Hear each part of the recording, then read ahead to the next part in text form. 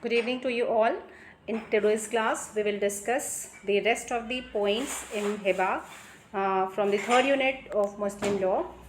Third unit जो मुस्लिम law का है, जिसका पहला टॉपिक हम हिबा के बारे में पढ़ रहे थे, जिसमें हमने डिस्कस किया था about the definition of Hiba, which is the immediate transfer of property without any exchange by a person who is known as a donor and accepted by a person who is known as a donee. Okay, तो हिबा के बारे में जो हमने concept पढ़ा था वो एक ट्रांसफ़र है प्रॉपर्टी का विदाउट एनी एक्सचेंज, और मैंने आपको प्रीवियस लेक्चर में बताया था विदाउट एनी एक्सचेंज क्यों है, बिकॉज़ इसमें हमने अगर एक्सचेंज का कॉन्सेप्ट इंक्लूड कर दिया तो ये एक तरह से सेल बन जाएगा प्रॉपर्टी का, सेल से ट्रांसफ़र होगा प्रॉपर्टी का। तो हिबा के एलिमेंट्स के लिए ये रिक्वायर्ड है कि ये विदाउट एनी एक्सचेंज होना चाहिए डोनर एंड डोनी के बीच में। ओके, एंड मैंने आपको डोनर के बारे में बताया था कि डोनर कौन व्यक्ति होता है जो प्रॉपर्टी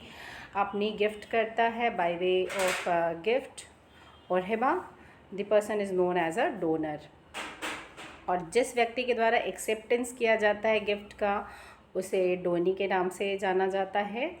3 एसेंशियल रिक्वायरमेंट्स हमने गिफ्ट के पढ़े थे, वैलिड गिफ्ट के, वैलिड हिबा के, और एसेंशियल रिक्वायरमेंट्स क्या थे। तो जो फर्स्ट एसेंशियल रिक्वायरमेंट हमने पढ़ा था वो डिक्लेरेशन ऑफ गिफ्ट के बारे में पढ़ा था, that the gift must be declared by the donor that he had transferred his property without any undue influence, without any coercion, any force or threat, that is from free consent as given under Indian Contract Act. And उसके बाद हमने case law के बारे में पढ़ा था, that is मोमोना Bibi versus रसूल मियाँ, जो कि पटना हाई कोर्ट का केस था, और इस केस में पटना हाई कोर्ट ने ये डिसीज़न दिया that while oral gift is permissible under Muslim law to constitute a valid gift, it is necessary that donor should divest himself completely of all ownership and dominion over subject matter. Okay, तो जो ownership है उसका दिया जाना necessary होगा and not only the possession. Okay, तो transfer of property by gift, इसमें जब भी डिक्लेरेशन ऑफ गिफ्ट और हिबा किया जाएगा तो इस इंटेंशन के साथ किया गया ये गिफ्ट होना चाहिए कि जो ओनर है प्रॉपर्टी का, जो डोनर है, वो अपनी प्रॉपर्टी को एब्सोल्यूट ओनरशिप देने के लिए ट्रांसफ़र कर रहा है, ना कि लाइफ इंटरेस्ट देने के लिए ट्रांसफ़र कर रहा है, लाइक पोजेशन एंड ऑल, है ना। तो पोजेशन का ट्रांसफ़र नहीं होता है, ये ओनरशिप का ट्रांसफ़र होता है by way of gift or hiba.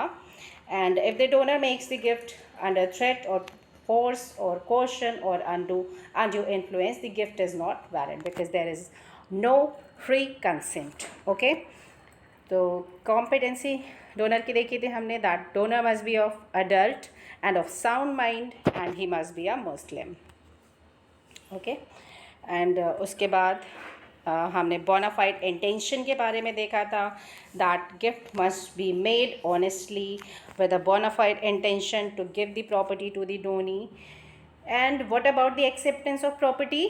The acceptance of gift must be accepted by the donee, and gift, because gift is a bilateral transaction and it takes between the persons, okay, that is donor and donee. Okay, and competency donee की हमने देखी थी। Competency donee की हमने देखा था कि जो डोनी है वो मुस्लिम या फिर नॉन मुस्लिम पर्सन भी हो सकता है, कोई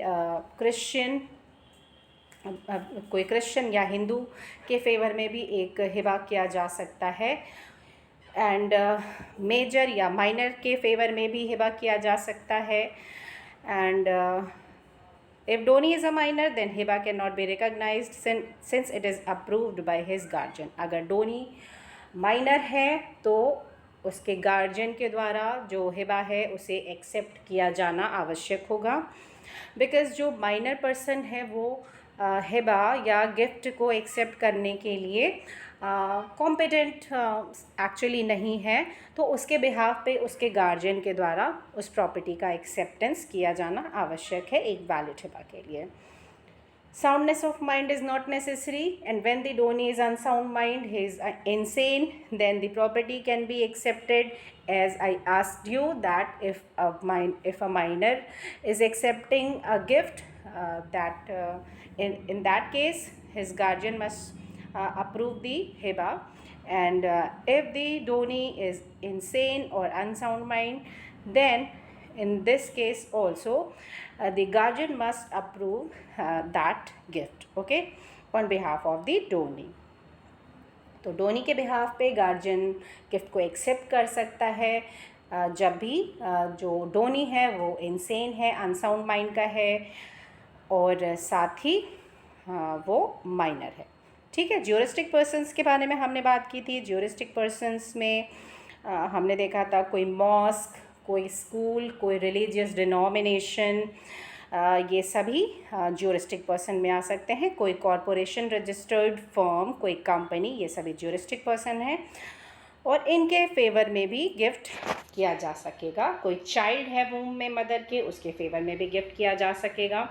डिलीवरी ऑफ पोजीशन रिक्वायर्ड है, एसेंशियल है, बट इसके हमने कुछ एक्सेप्शंस भी देखे थे. लाइक जो कंस्ट्रक्टिव डिलीवरी ऑफ पोजीशन है विदाउट एक्चुअल, ये दो तरह से डिलीवरी किया जा सकेगा पोजीशन का, प्रॉपर्टी के. और इसके भी एक्सेप्शन हमने देखे थे कि कब डिलीवरी ऑफ पोजीशन रिक्वायर्ड नहीं होगा. वेयर डोनर और donee lives jointly in the gifted house. Gift by husband to wife और wife to the husband. Gift by guardian to ward, और इसमें हमने केस देखा था TN Sharafuddin versus Mehrunnisa, Madras high court का केस था. Gift of property already in possession of donee, इसके बारे में हमने देखा था. अदर ऑब्जर्वेशंस में हमने देखा था writing is not necessary for the validity of gift. Gift may be oral और it may be effectuate in a written one. Okay. तो हिबा का जो पेपर, जो डीड तैयार किया जाएगा वो रिटन में कर सकते हैं या फिर ओरल गिफ्ट भी दिया जा सकेगा. और रजिस्ट्रेशन एक्ट के एप्लीकेशन को प्रोहिबिट किया गया है हिबा के लिए. रजिस्ट्रेशन एक्ट एप्लीकेबल नहीं होगा दो the property is of immovable nature. अगर प्रॉपर्टी इमूवेबल अचल संपत्ति का हिबा किया जा रहा है तो भी यहाँ रजिस्ट्रेशन एक्ट का एप्लीकेशन रिक्वायर्ड नहीं है, इसे रोक दिया गया है. और in the case of Mehboob Sahib versus Syed Ismail, Supreme Court ने भी यही बात कह दी that the registration is neither necessary nor sufficient to validate a gift. Okay. Transfer of property act का सेक्शन 129 क्या कहता है? ट्रांसफ़र प्रॉपर्टी एक्ट का सेक्शन 129 बताता है that nothing in this chapter shall be deemed to affect any rule of Mohammedan law. And जो भी 129 का रूल है वो मोहम्मदन लॉ पे अप्लाई नहीं होगा.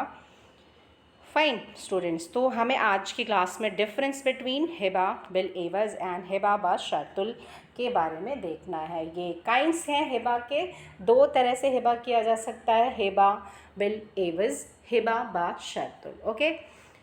तो दोनों में डिफरेंस क्या है? इन हिबा बिल एवज the consideration is paid by donee voluntarily. जो हिबा बिल एवज किसी वस्तु के एवज में, किसी वस्तु के बदले में, हमने सुना होगा एवज नाम से ही जानते हैं. तो किसी वस्तु के बदले में अगर किसी तरह का कोई प्रतिफल डोनी के द्वारा अपनी इच्छा से दिया जा रहा है, विलिंगली दिया जा रहा है, तो इसे हम हिबा बिल एवज के नाम से जानेंगे. वेरएज इन हिबा बशर्तुल एवज it's payment is a condition president. एक तरह से जब भी गिफ्ट किया जाएगा तो गिफ्ट किए जाने के पहले पूर्व शर्त ये होगी कि डोनी के द्वारा ही डोनर को कुछ दिया गया हो, बाद में डोनर डोनी को अपनी प्रॉपर्टी गिफ्ट कर रहा है. तो ये दोनों डिफरेंस है हिबा बा शर्तुल एंड हिबा बिल एवज में. ओके. हिबा बिल एवज में किसी तरह की कंसिडरेशन नेसेसरी नहीं होगी और ये on the will of donor होगी. एंड जो हिबा बशर्तुल एवज है इसमें पेमेंट जो है वो कंडीशन प्रेसिडेंट होगी. ओके. पूर्व शर्त होगी एक हिबा के लिए. ओके. और हिबा बिल एवज जो है उसमें consideration is at will of the donor. जो हिबा बिल एवज है उसमें जो कंसिडरेशन, जो प्रतिफल का दिया जाना होता है, वो डोनर की इच्छा पर निर्धारित होता है। और वेराज इन द हिबा बशर्तुल एवज इट इज़ ट्रीटेड एज हिबा। हिबा बशर्तुल एवज में कंसिडरेशन डोनर के इच्छा पर निर्धारित नहीं होता है, बल्कि एक ये कंडीशन प्रेसिडेंट नेचर का होता है। ओके, ठीक है। नेक्स्ट डिफरेंस क्या है? हिबा बिल एवज इज़ नॉट हिबा। जो हिबा बिल एवज है वो एक्चुअली हिबा ना होके इट इज़ ईदर सेल और एक्सचेंज, क्योंकि इसमें कंसिडरेशन ऐड हो जाता है।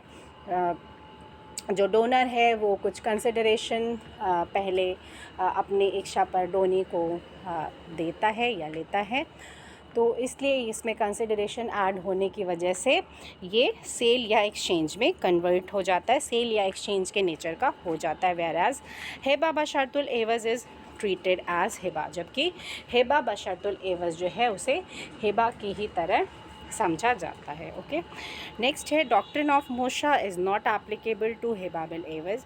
जो डॉक्ट्रिन ऑफ मूसा, मूसा का सिद्धांत है, वो हिबा बिल एवज पर लागू नहीं होता है। और the doctrine is applicable to हिबा बशर्तुल एवज। जो हिबा बशर्तुल एवज है उस पर मूसा का सिद्धांत लागू होता है। ठीक है, नेक्स्ट क्या है? हिबा बिल एवज is not gift, it is either a sale or exchange, therefore it must be in writing and registered.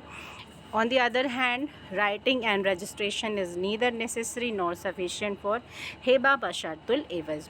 तो जो हिबा बिल एवज है वो एक्चुअली गिफ्ट ना हो के सेल और एक्सचेंज में कन्वर्ट हो जाता है, बिकॉज इसके साथ कंसिडरेशन जुड़ जाता है। दो the consideration is willingly made by the donor, तो यहाँ पे रजिस्ट्रेशन रिक्वायर्ड हो जाता है, रजिस्ट्रेशन नेसेसरी हो जाता है। On the other hand, writing and registration is not necessary nor sufficient in हिबा बशर्तुल एवज। ऑलराइट स्टूडेंट्स, तो ये 5 डिफरेंसेस हमने देखे हिबा बशर्तुल एवज एंड हिबा बिल एवज में।